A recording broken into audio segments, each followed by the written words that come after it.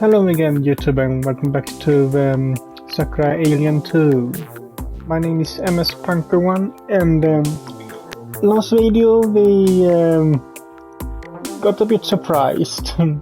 First, we got called in to Professor Sakai's office because she wanted to talk to us about the girls, and she actually threatened us and everything.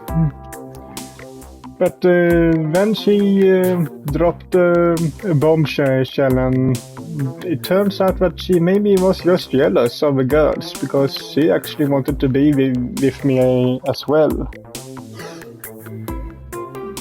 So we did the only thing we could do. And expanded our harem by one. So, what will become of this?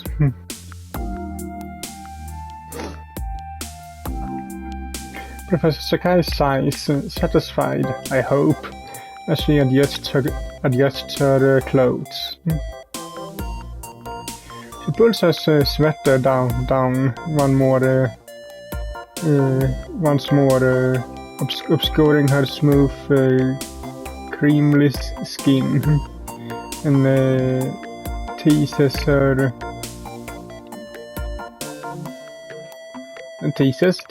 as I think her dark treasures free of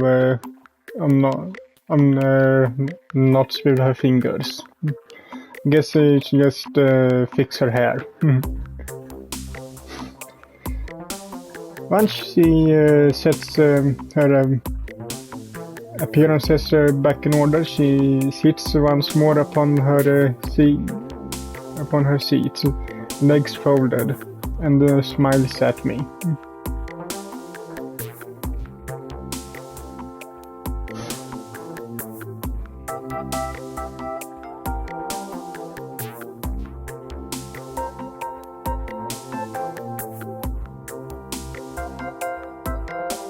Not at all. I don't think there's any guy alive who regret doing that. Not with a woman as pretty as you.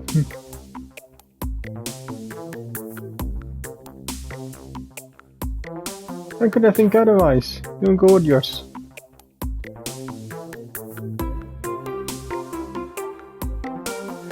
Professor Sakai's face turns red, which is of course adorable.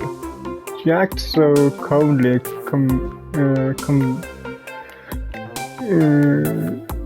coldly competent and during her lectures. It's satisfying to see her stammering like this.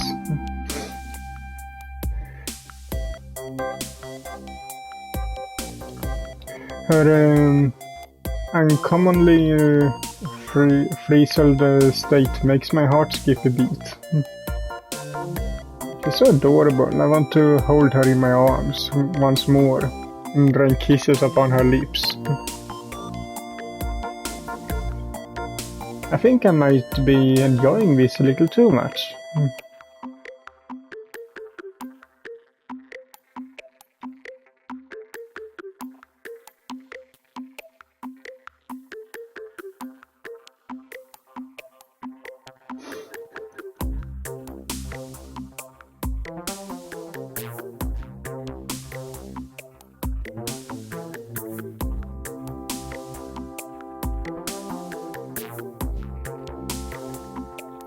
I would have been back in high school, but I've had a bit of practice since then.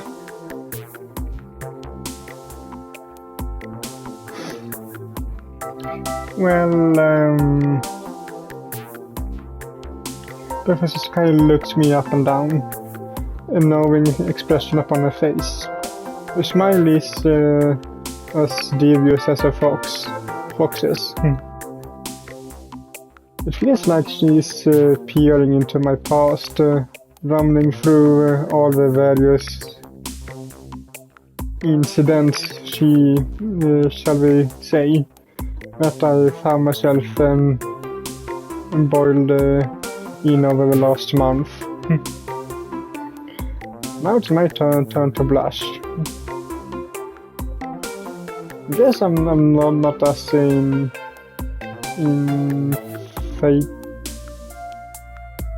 inflatable as I thought. Professor Sakai might start stammering when she gets nervous, but it seems she knows how to dish it out too. I wonder if that comes from being older than I am. I don't like to kiss and tell. It's fine to talk about my own exploits. Exploits, that sounds so seedy. But I don't want to drag Hiyori and Anna into this. It's not fair to talk about them, not behind their backs.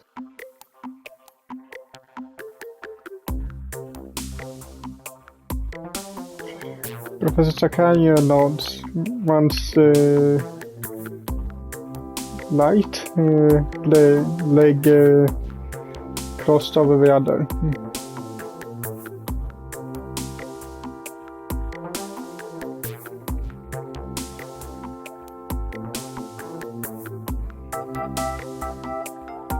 Of course, I'm not about to tell anybody about this, I swear.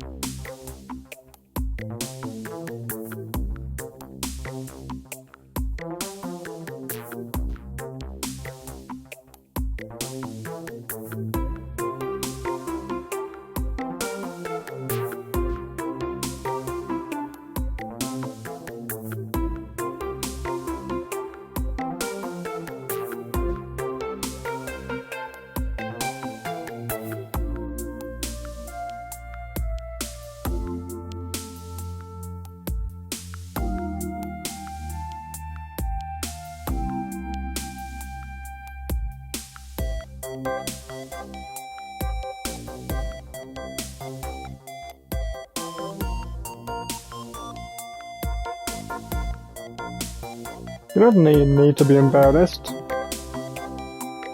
We're actually pretty similar.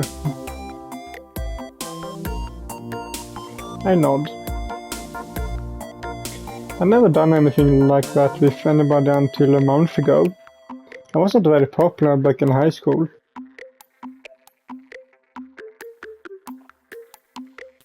Professor Sakai blinks.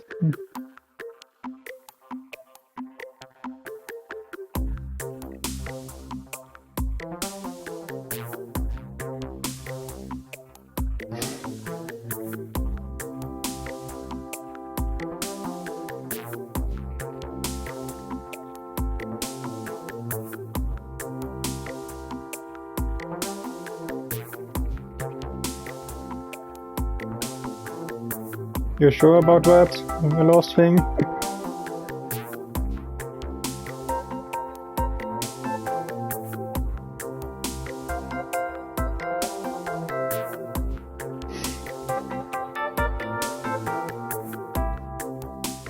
Again, are you sure? I don't think that. It's fine, like I said. I'm happy that we did what we did.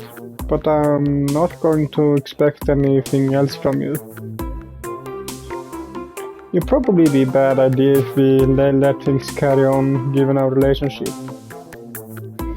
And all said and done, you were still my professor.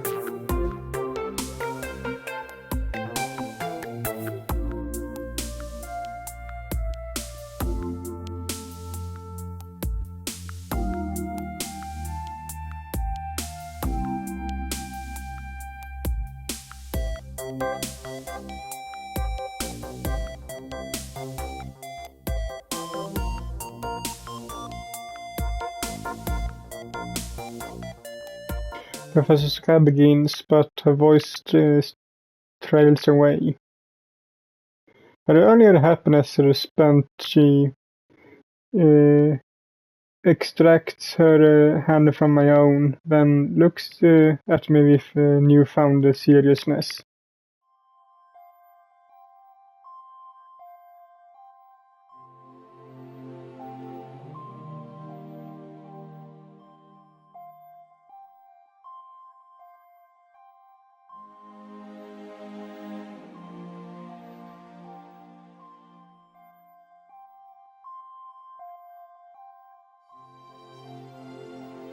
What? I stare at Professor Sakai stunned. I feel a bit like I'm on a roller coaster, teetering on the precipice before a large drop. The bottom of my stomach has fallen away, leaving me feeling hollowed out and empty. I hoped by becoming physically closer to Professor Sakai, I might be able to make her forget about her earlier ultimatum. But it looks like that was wishful thinking. She's very stubborn. Are you still threatening to expel me?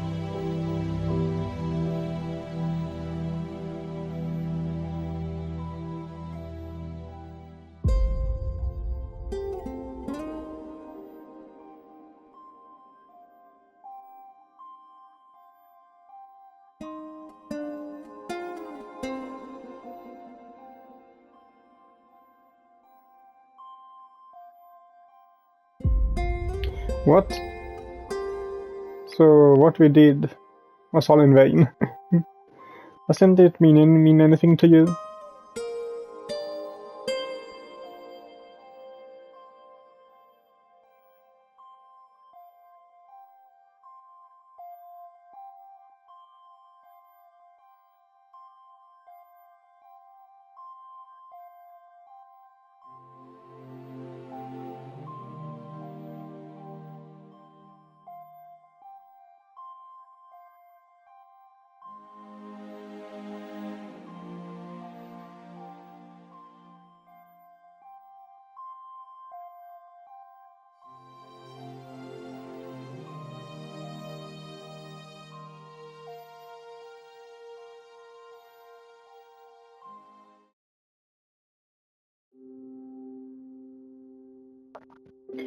I feel dazed when finally leaving Professor Sakai's office, after what feels like entirely too much time.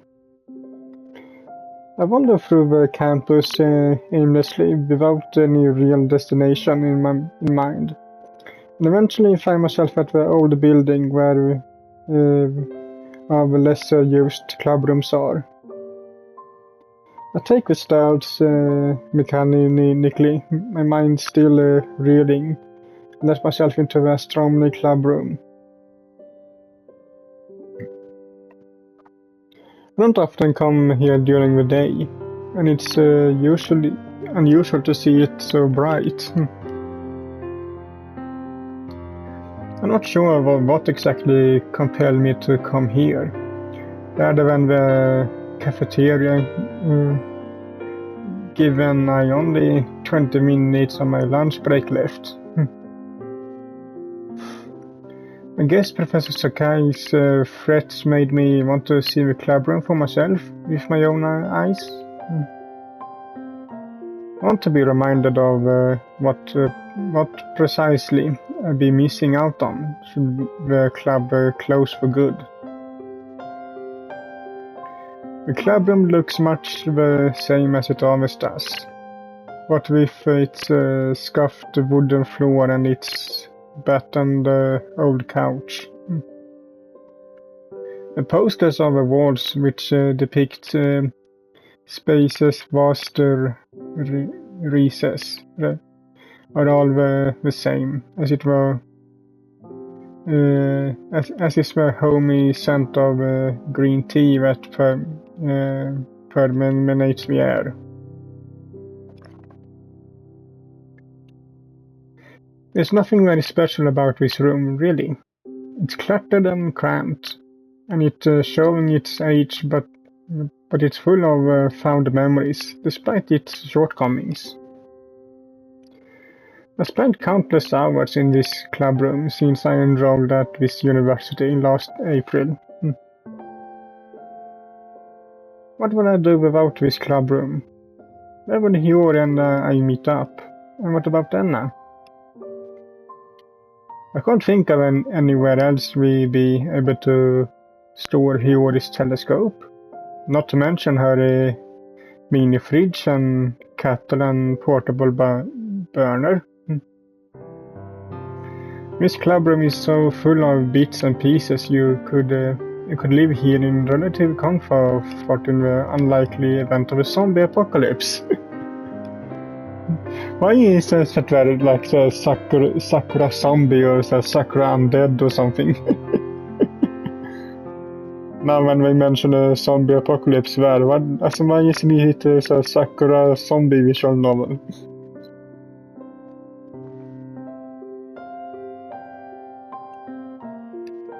Or the vampire one.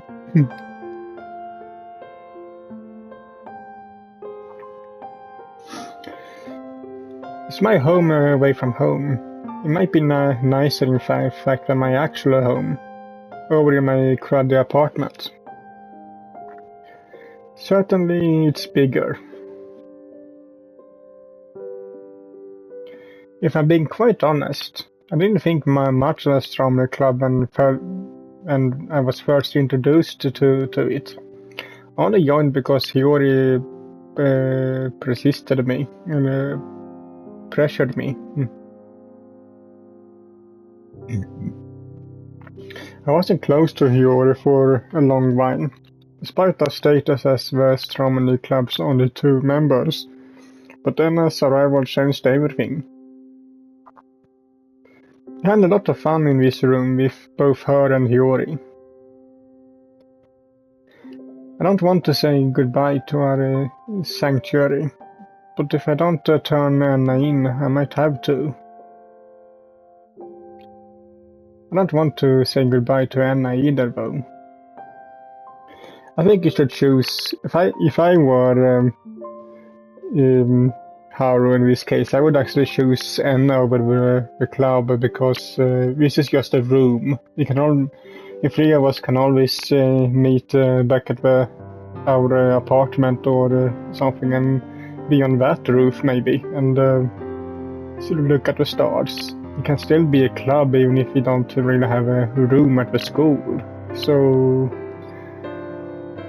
I would actually sacrifice the club. At least the school part of it, since like I said, the 3 of us can still go on as a club. This is all very complicated. I feel a bit overwhelmed, to be honest. Oh?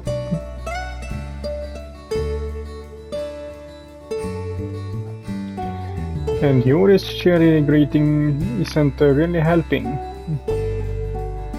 The clubroom isn't as devoted as discovered upon opening the door unoccupied. The president of the Astronomy Club is there, sitting on the couch, a cup of green tea in one hand, and the lunchbox positioned on her lap. She greets me cheerfully, but soon pauses upon seeing my pensive expression.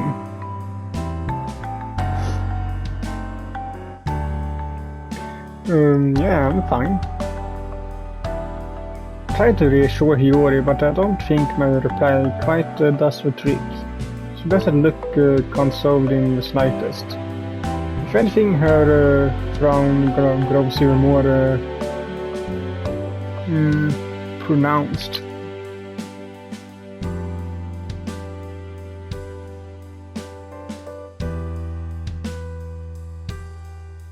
I suppose so. I don't want to worry Hiyori, but I guess she's got to her about Professor Sakai's threat sooner or later. got to hear, not her, got to hear about her Sakai's threats. That sounds better. That might have been why I came to the club in the first place, actually. I know Hiyori spends most of her free time here. Was I trying subconsciously to seek her out? She is something of a comfort, but I can't say I relish the thought of breaking the bad news to her about this club, about the club.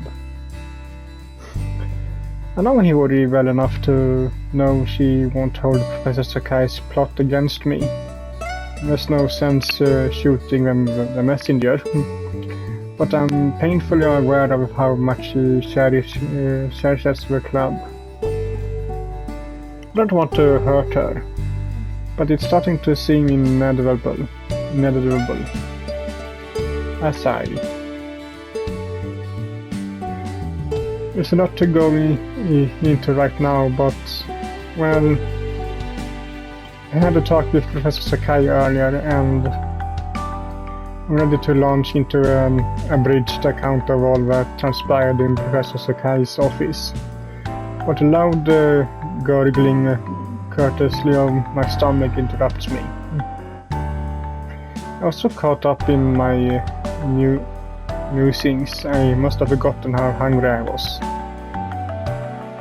I guess that tracks. It is lunchtime after all. For a while there I think I lost track of the time.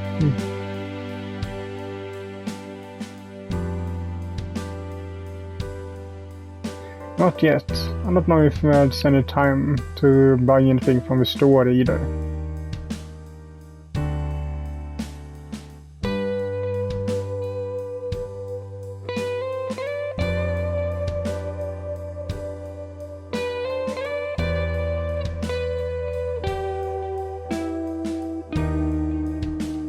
I look at Hiyori's lunch box with which is resting on her lap.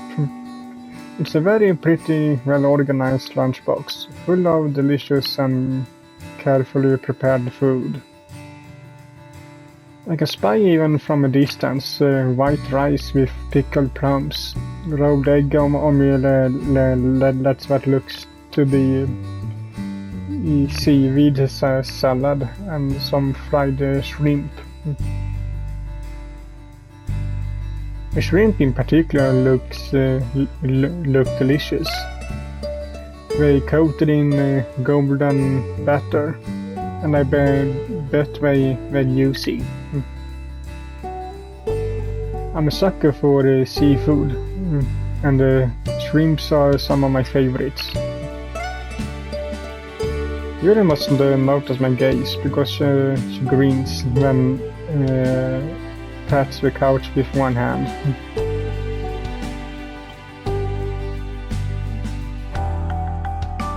Are you sure you don't mind? It's your lunch after all.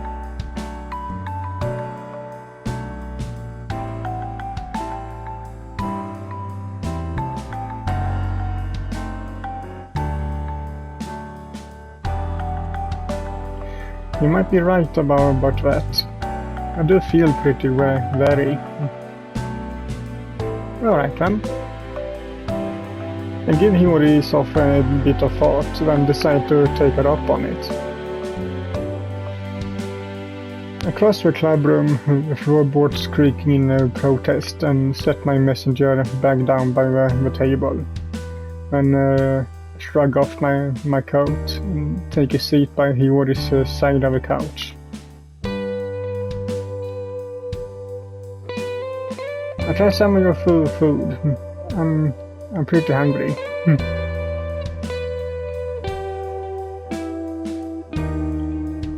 Am I that predictable?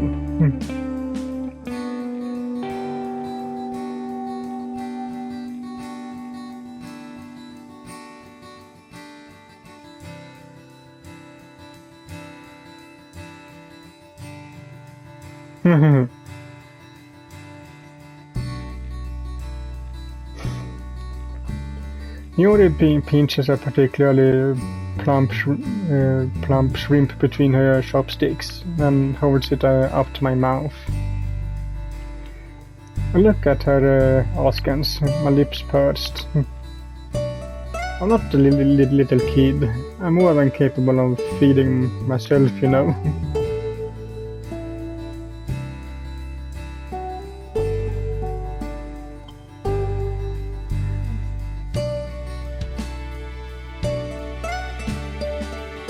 I'm not so very.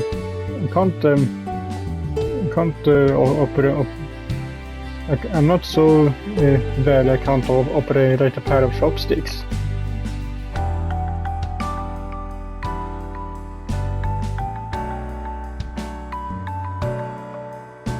Yuri pokes her tongue out teasingly.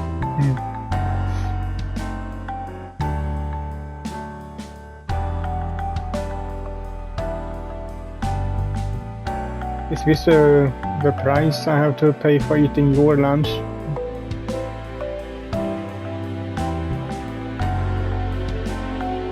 It's fine. It is a bit embarrassing, but it should be alright. It's not like there's anybody else here to judge us.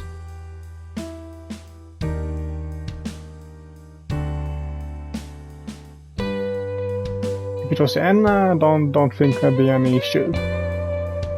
But I'm not big on public displays of affection.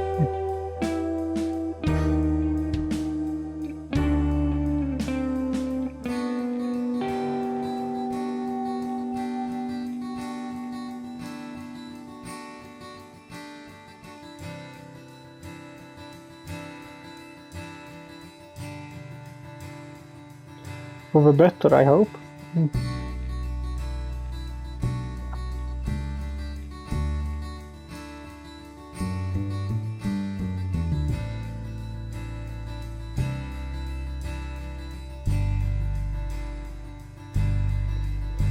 I best be careful. If I get any softer, I might turn into a slime. As if I care about such things.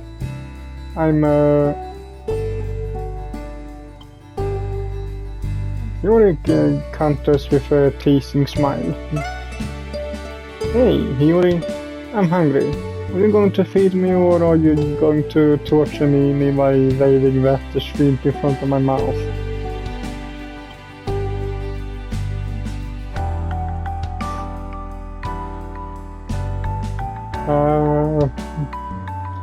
I open my mouth obligingly, as per Yuri's request, and she drops the shrimp into it. I chew on the shrimp, savoring it. It tastes just as good as it looks. Crunchy on the outside, juicy within. But that's to be expected when it comes to Yuri's cooking. She might act like it, but she's a domestic goddess. Yuri's food is to die for, whether it's making fried shrimps, rolled egg omelette, or my personal favorite, hot pot. I could eat her cooking for 3 meals a day. 7 days a week, 360 days a year, and I wouldn't get tired of it.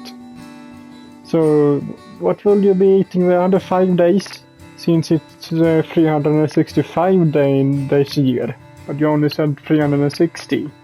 So, what will you be eating the other 5 days?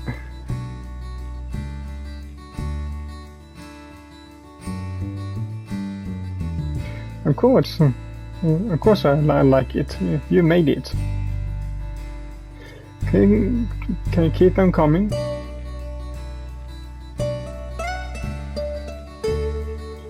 Yuri beams relieved.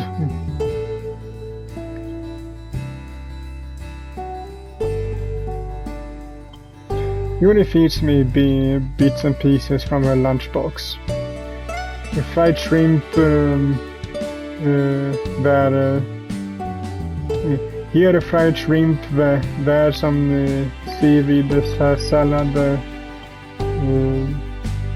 chased down by a fluffy mozzarella of rolled egg omelette, which I eat with appreciation. Yuri's food is so satisfying. It helps me forget if only for a few moments Professor Sakai's threats.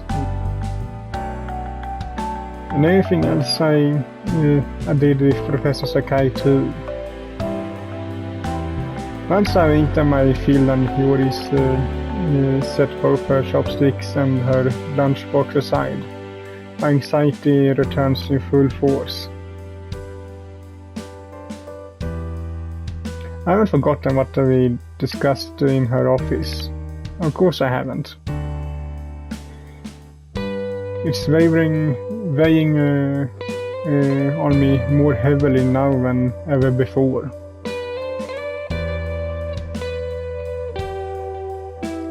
Yuri looks at me, her eyes cloudy with concern.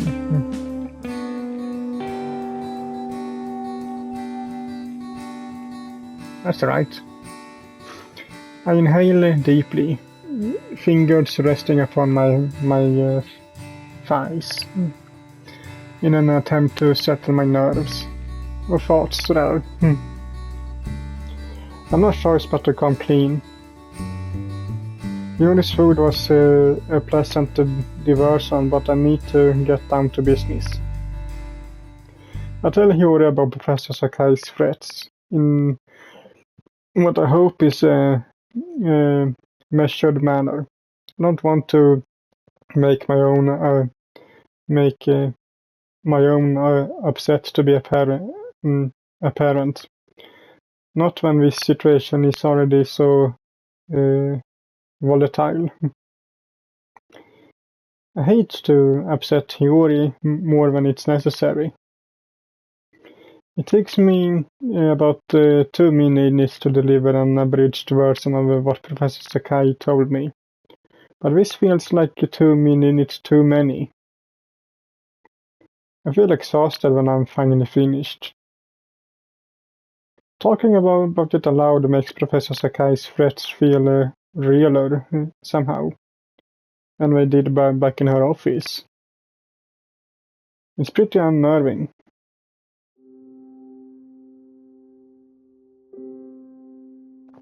Yuri gasps once I've finished and presses a hand to her chest.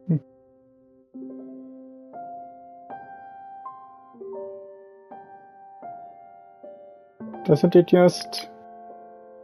I groan. I like to say I can't believe it, but I can. Professor Sakai is a serious woman, and it sounds like she's got her sights set on our club. I don't know why, but she seems very suspicious of our activities, and in Anna in particular.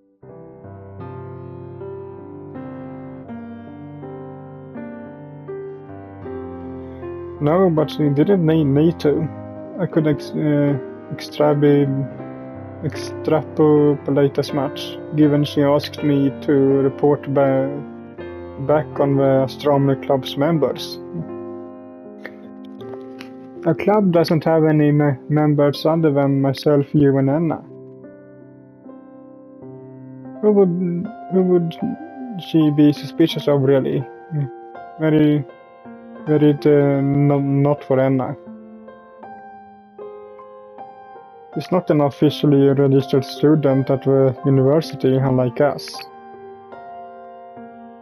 Professor Sakai has to be talking about her.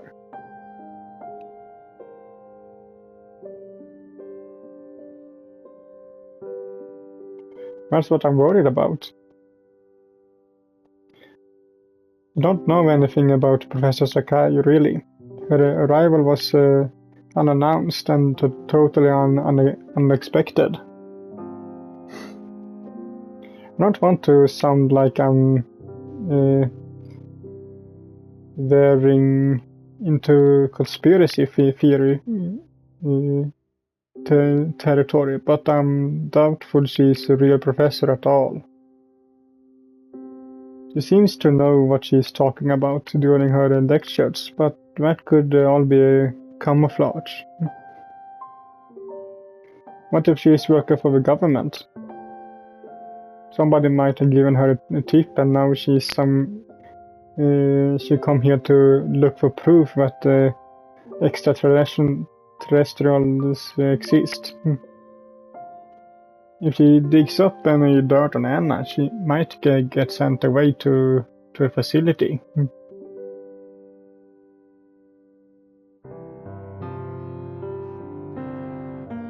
And no idea, but isn't that what the government always does in movies?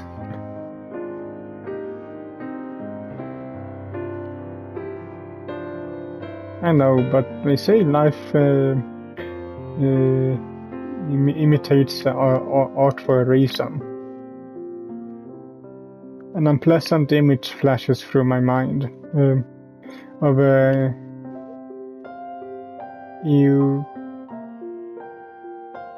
euthanized Anna tied to an operating table, bathed beneath a volley of harsh, bright lights. A surgeon looms over her face obscured by a surgical mask, gripping a scalpel in hand. The thought is so horrid it makes me physically cringe. Yuri's own thoughts must have wandered in similar direction to my own, because the color fades from her cheeks.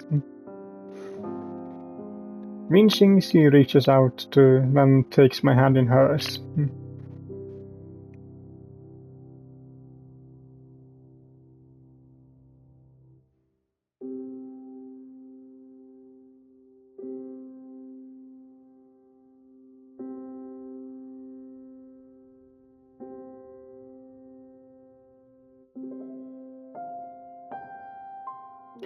For a moment, yeah, but I'm still worried. I don't want to be expelled, but if that's what it takes to protect Anna, then I grit my teeth together. I have to endure that when the time comes.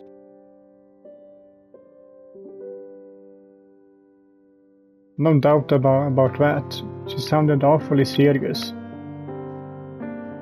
I'm in quite a pickle. But Anna's safety is more important than any of that. I can't risk her being hurt, and so to that end I think I should suspend. I think we should suspend astronomy club activities for the next week. We tell Anna to keep away from the campus too. Professor Sakai can't keep tabs on her if she's not around.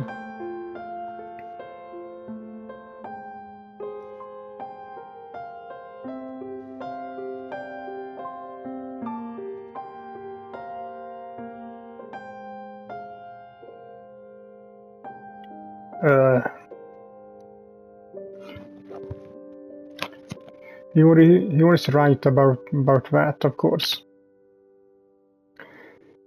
In my fever to protect Anna, I hadn't considered that angle.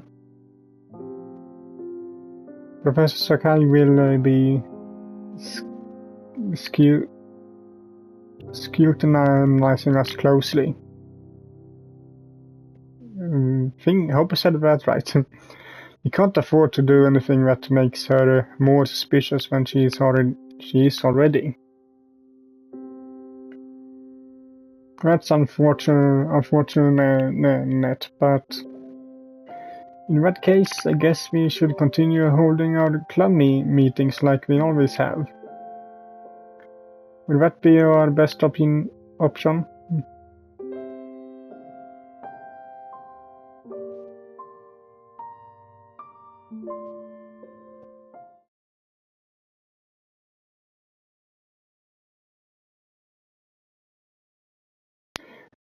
That's a good point. I'll tell her to be careful. What about you, Hiyori? Will you take her with, talk to her with me?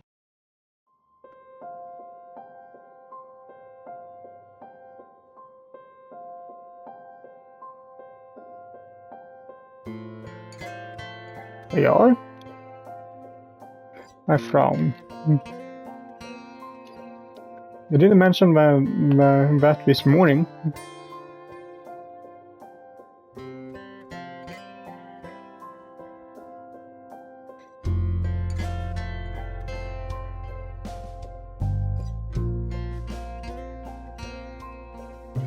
I wonder too. You sound serious.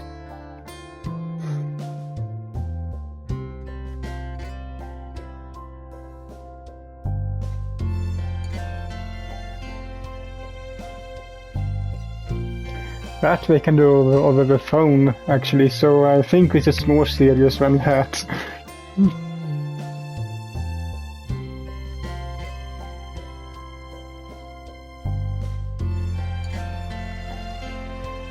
Yuri shakes her head and smiles.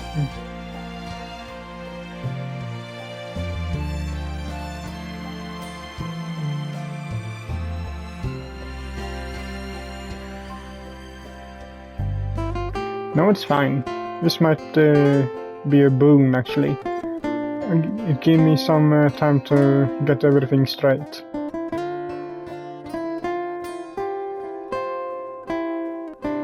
Yuri takes my hand once more and gives it a comforting squeeze.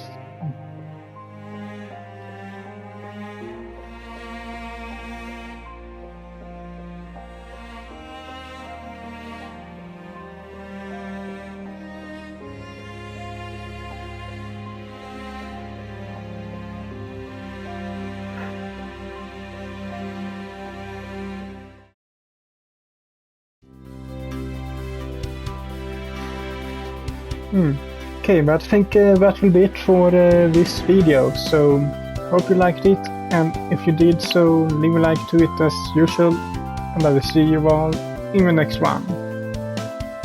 Bye!